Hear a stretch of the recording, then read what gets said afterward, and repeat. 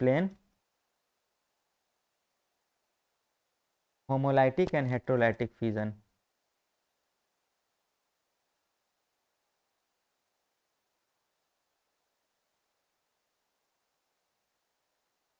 Fusion, fusion मतलब होता है बॉन्ड का टूटना या टूटना। यहाँ पर बॉन्ड फ्यूजन की हम लोग बात कर रहे हैं।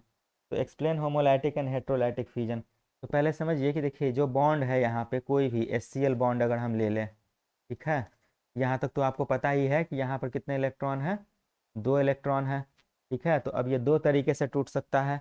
ये क्या कर सकता है, ये दोनों के दोनों इलेक्ट्रॉन को अपने ऊपर ले ले। इस एरो का ध्यान रखिएगा, ठीक है, किताब में भी इस तरह का एरो दिखता है, बहुत लोगों को समझ में नहीं आता है। तो इस एरो का अपना एक मतलब है। तो ये फुल एरो मतलब है कि पूरा दोनों इलेक्ट्रॉन शिफ्ट हो रहा है। तो ये क्या हो जाएगा, यहाँ पर क्लोरीन के ऊपर आ जाएगा निगेटिव चार्ज, किसने से अपने दोनों इलेक्ट्रॉन को ले लिए हैं अपने ऊपर, और हाइड्रोजन के ऊपर आ जाएगा पॉजिटिव चार्ज। इसको हम AB के फॉर्म में लिखते हैं, ठीक है, कोई भी A या B हो सकता है। तो अगर ये दोनों इलेक्ट्रॉन को खींच ले, B क्या है, ज़्यादा इलेक्ट्रोनेगेटिव है, तो इलेक्ट्रोनेगेटिव होने के कारण क्या हुआ, दोनों इलेक्ट्रॉन को अपनी तरफ खींच लिया, तो B के ऊपर नेगेटिव चार्ज आ गया, ठीक है, और A के ऊपर पॉजिटिव चार्ज आ गया, क्योंकि किसने इलेक्ट्रॉन को लूज कर लिया।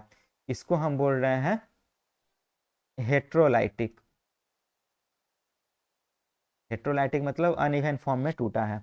और होमोलाइटिक में क्या है कि होमोलाइटिक में इक्वल इक्वल टूटेगा, मतलब आप यहाँ से 20 से तोड़ दीजिए, आधा इसको दे दीजिए, आधा इसको दे दीजिए, सिंपल सा है। तो अब हम एक तरीके से कर सकते हैं, ये 2 इलेक्ट्रॉन है, एक इलेक्ट्रॉन हम B को दे दिए कि तुम भी खुश रहो, एक इलेक्ट्रॉन A को भी दे दिए तुम भी खुश रहो। तो इसका एरो देखिए हम आधा दिए हैं, दिख रहा है ना, ये मत समझिएगा कि आधा हम लिखे, आधा इसका नोटेशन ही है। एक जो हम दे रहे हैं पूरा फुल एरो, और दूसरा जो हम दे रहे हैं हाफ एरो। तो ये फुल इलेक्ट्रॉन ट्रांसफर के लिए है, ये एक इलेक्ट्रॉन ट्रांसफर के लिए है। समझ में आया। इस केस में क्या होगा, A और B तो बनेंगे, और B भी एक इलेक्ट्रॉन लेके जाएगा, A भी एक इलेक्ट्रॉन लेकर जाएगा, एक एक इलेक्ट्रॉन दोनों के ऊपर मिल गया। ऐसे को हम बोल रहे हैं होमोलाइटिक फ्यूजन। यहाँ पर एक लाइन इलेक्ट्रोलाइटिक। लिखिएगा, chemical reactions involves, chemical reaction में बॉन्ड टूटेगा, फॉर्म होगा, ये सब होता ही है, involves breaking and formation of chemical bonds.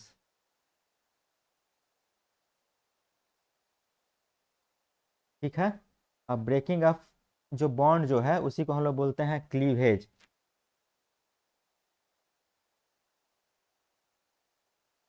Bond cleavage, breaking of bonds is also referred as, is also termed as, या जो भी लिखिए, टर्म्ड एज बॉन्ड क्लीवेज।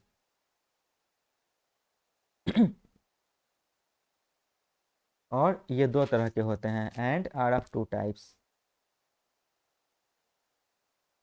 एक हम बोल रहे हैं होमोलाइटिक, दूसरे को हम बोल रहे हैं हेट्रोलाइटिक बॉन्ड क्लीवेज, ठीक है। First one homolytic fusion.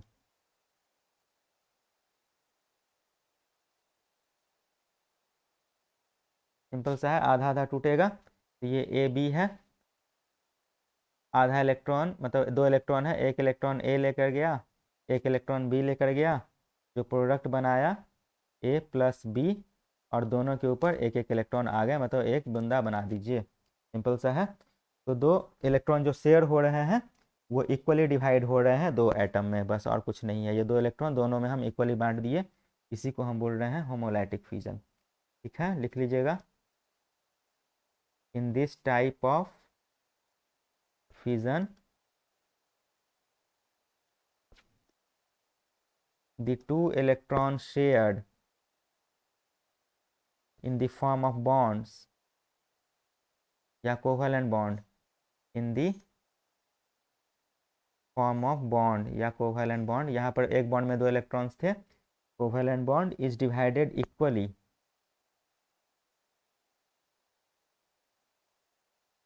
यही लाइन आप लोग को लिखना पड़ेगा, समझने के लिए समझ में आ जाएगा, लेकिन आंसर लिखना है, is divided equally between 2 atoms. ठीक है, ऑफ द बॉन्ड। तो इसमें जो बूंदा जो हम लोग दे रहे हैं इसका एक स्पेशल नाम है। इस तरह का डॉट अगर कहीं भी आपको ऑर्गेनिक केमिस्ट्री में मिलता है तो ऐसे स्पीसीज को हम लोग बोलते हैं फ्री रेडिकल। ये भी एक इंटरमीडिएट है, बीच में फॉर्म हो रहा है या बाद में जाकर रिएक्ट कर जाएगा, इसे हम लोग बोल रहे हैं फ्री रेडिकल। इसे भी याद कर लीजिएगा, ठीक है। तो this results in formation of free radicals, this results in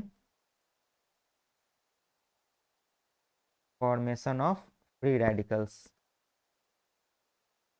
याद रहेगा ना अगली बार, फ्री रेडिकल्स। तो एग्जाम्पल में आप देख लीजिए क्या क्या हो सकते हैं। तो जैसे कि क्लोरीन एटम्स हैं, तो क्लोरीन कैसे है, दो क्लोरीन बंधा हुआ है यहाँ से, क्लोरीन क्लोरीन। अब इसमें हम लाइट पास कर रहे हैं हाई एनर्जी का, तो ये क्या करेगा, क्लोरीन एटम दोनों सेम है तो दो क्लोरीन बनेगा, क्लोरीन प्लस क्लोरीन, या आप इसको दे दीजिएगा टू क्लोरीन। सिंपल सा है, कोई दिक्कत नहीं। और इसको हम लोग डिनोट करते हैं हाफ एरो से, ये भी नोट कर लीजिएगा। It is denoted by half arrow. तो डायरेक्ट इसको आपको रिजल्ट नहीं देना है, आपको यहाँ से दिखाना है कि क्लोरीन है, क्लोरीन है, दो इलेक्ट्रॉन है यहाँ पे, तो आधा इसको दीजिए और आधा इसको दीजिए, इसके बाद आप प्रोडक्ट बनाइए, ठीक है। तो आपको एक फुल मार्क्स मिल जाएंगे इस पर। Is donated by half arrow मतलब इस तरह का, ठीक है, सिंपल सा है। सेकेंड जो है जिसे हम लोग बोल रहे हैं हेट्रोलाइटिक फ्यूजन, हेट्रोलाइटिक फ्यूजन। अब इसमें क्या देखिए, होमोलाइटिक क्यों हुआ, होमोलाइटिक इसीलिए हुआ क्योंकि ये दोनों ग्रुप जो हैं क्या है, सेम इलेक्ट्रोनेगेटिविटी के हैं, पर भी दोनों सेम ही एटम है, मतलब दोनों सेम ताकतवर है, क्लोरीन ही है, इधर भी क्लोरीन है। तो इसे जब खींचेगा तो क्या करेगा भाई, दोनों तो बराबर ही है, तो क्या करेगा, आधा आधा इलेक्ट्रॉन लेके जाएगा, आधा ये रखेगा आधा ये रखेगा। लेकिन अगर किसी रीजन से अगर हम इन दोनों को, एक को ताकतवर बना दें, एक को थोड़ा सा कमजोर बना दें, तो फिर क्या होगा, जो बदमाश बंदा रहेगा वो दोनों इलेक्ट्रॉन को खींच लेगा, ठीक है। और ऐसे ग्रुप को हम लोग बोलते हैं इलेक्ट्रोनेगेटिव ग्रुप, मतलब जो इलेक्ट्रॉन लविंग ग्रुप होता है, या जिसमें की टेंडेंसी होती है इलेक्ट्रॉन को पुल करने की। इलेक्ट्रोनेगेटिविटी समझते हैं ना, ये तब होता है जब इलेक्ट्रोनेगेटिविटी डिफरेंस होता है, ठीक है। तो लिख लीजिएगा, in this type of fusion the two shared electron in the form of covalent bond is pulled by the atom which is more electronegative. In this type of fission, the two shared electron electron in the form of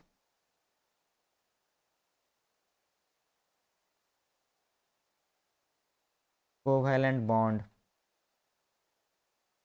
ठीक है, is pulled by the atom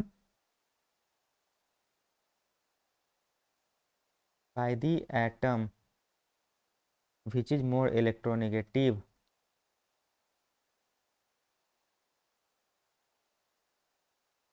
जो ज़्यादा ताकतवर होगा या जो ज़्यादा electronegative होगा वो उसको खींच लेगा, इलेक्ट्रोनेगेटिव। तो इसमें क्या फॉर्मेशन होगा, एक इलेक्ट्रॉन खींच लिया तो एक कैटायन बन जाएगा और एक अनायन बन जाएगा। पिछले बार में क्या बना था, वो फ्री रेडिकल बना था। तो this results in formation of cation and अनायन, ठीक है। तो सपोज करिए एग्जाम्पल में एक रैंडम एग्जाम्पल लीजिए ए बी। अगर सपोज करिए कि बी ज़्यादा इलेक्ट्रोनेगेटिव है तो ये क्या करेगा, ये अपने इलेक्ट्रॉन को अपने तरफ खींच लेगा। इसको हम फुल हेडेड एरो से हम बनाए हैं। तो यहाँ पर क्या बन जाएगा, इलेक्ट्रॉन के ऊपर आ गया पूरा बी के ऊपर, तो बी निगेटिव, और ए लूज कर दिया तो ए पॉजिटिव, ठीक है। इस तरह से आपको बना देना है। तो इसमें हम क्या बोल रहे हैं, बी इज मोर इलेक्ट्रोनिगेटिव। तो इसने इलेक्ट्रॉन खींच लिए बेचारे कमजोर ए से, ठीक है। तो एग्जाम्पल, तो CH3Cl, अब जरा बताइए इसमें क्लोरीन ज़्यादा इलेक्ट्रोनेगेटिव है कि कार्बन ज़्यादा इलेक्ट्रोनेगेटिव है? तो इलेक्ट्रॉन को लेने की टेंडेंसी किसको ज़्यादा रहेगी, क्लोरीन को कि कार्बन को? क्लोरीन की। क्लोरीन की, इसलिए इसको हम लोग बोल क्लोरीन रहे हैं को। इलेक्ट्रॉन इलेक्ट्रोनेगेटिविटी यही होता है। इलेक्ट्रोनेगेटिविटी इसी को हम लोग बोलते हैं, जिसमें इलेक्ट्रॉन लेने की छटपटाहट ज़्यादा होती है उसी को हम लोग बोलते हैं इलेक्ट्रोनेगेटिव। समझ में आ गया? तो इसमें कौन ज़्यादा इलेक्ट्रोनेगेटिव है? क्लोरीन। क्लोरीन। तो क्लोरीन आपको जैसा बताया गया था कि जब इलेक्ट्रोनेगेटिव है तो ये इलेक्ट्रॉन को छीनना चाहेगा, लेना चाहेगा। जो छीनना चाहेगा तो जो अगल बगल में रहेगा बेचारा उसी से छीनेगा, तो बेचारा कार्बन कमज़ोर आदमी है तो ये अपने पास इलेक्ट्रॉन रख ही नहीं पाएगा। ये ज़्यादा ताकतवर है क्योंकि इलेक्ट्रॉन छीनने की टेंडेंसी इसको ज़्यादा है, तो ये क्या करेगा, इसका दोनों इलेक्ट्रॉन को छीन लेगा, अपने पास खींच लेगा, क्योंकि क्लोरीन ज़्यादा इलेक्ट्रोनेगेटिव है। तो क्लोरीन इलेक्ट्रॉन लेके खुश, ये तो 2 8 सेटिस्फाई हो गया, स्टेबल हो गया। लेकिन बेचारे जो कार्बन जो है उसको अकेला छोड़ दिया कम स्टेबल करके, मतलब डीस्टेबलाइज करके, तो ये बना दिया कटायन, ये बना दिया अनायन। तो ऐसे फ्यूजन को हम लोग बोलते हैं कौन सा, हेट्रोलाइटिक फ्यूजन। तो दो ही फ्यूजन हुआ, एक होमोलाइटिक और हेट्रोलाइटिक। लिखना तो आपको सिंपल सा ही है, ज़्यादा कुछ लिखना है नहीं। कि होमोलाइटिक में क्या होता है, आधा आधा टूटता है जिसमें फ्री रेडिकल बनता है, और हेट्रोलाइटिक में क्या होता है कि अनइवन टूटता है, जो भी ज़्यादा पावरफुल होता है वो इलेक्ट्रॉन को खींच लेता है। लेकिन इसके पीछे की केमिस्ट्री समझना आप लोग को जरूरी है, ठीक है? तो इसके पीछे की केमिस्ट्री ये है, क्योंकि ज़्यादा इलेक्ट्रोनेगेटिव है तो इलेक्ट्रॉन खींच लेगा। ये बेचारा दोनों बराबर है तो कोई ताकतवर नहीं निकला, तो आधा आधा बीच से तोड़ के निकल लिया। ठीक है, समझ में आया? तो ये हुआ होमोलाइटिक हेट्रोलाइटिक। आइडिया लगा आप लोगों को? Yes sir. में आ गया? तो अभी तक हम लोग क्या क्या डिस्कशन किए हैं अभी तक केमिस्ट्री, ठीक है? तो इस तरह से ये हम लोग का एक पहला जो सेक्शन जो है, आप लोग अगर देखते हैं इसमें ग्रुप में जो हम सेंड किए थे, ऑर्गेनिक केमिस्ट्री का पहला जो है रिएक्शन मैकेनिज्म, ठीक है? तो इसमें टोटल आपके 5 यूनिट दिए हुए हैं, जिसमें कि रिएक्शन मैकेनिज्म आपका ये कंप्लीट हुआ, एक यूनिट कंप्लीट हुआ, इसमें ये 4 क्वेश्चंस आ सकते हैं, ठीक है? तो नेक्स्ट जो है हम लोग मूव ऑन करेंगे सिंथेसिस पे, synthesis of lactic acid, tartaric acid, citric acid, ये सब है। इससे कोई डाउट? ठीक है, चलिए ठीक है, मिलते हैं नेक्स्ट क्लास में। सब लोग एक बार जरा बताइए अपना नाम फिर से। Anaika yes sir. भी बोली नहीं थी। ठीक है, तो मिलते हैं नेक्स्ट क्लास में, ठीक है? चलिए, okay, thank you. Thank you sir. Thank you. Thank you sir.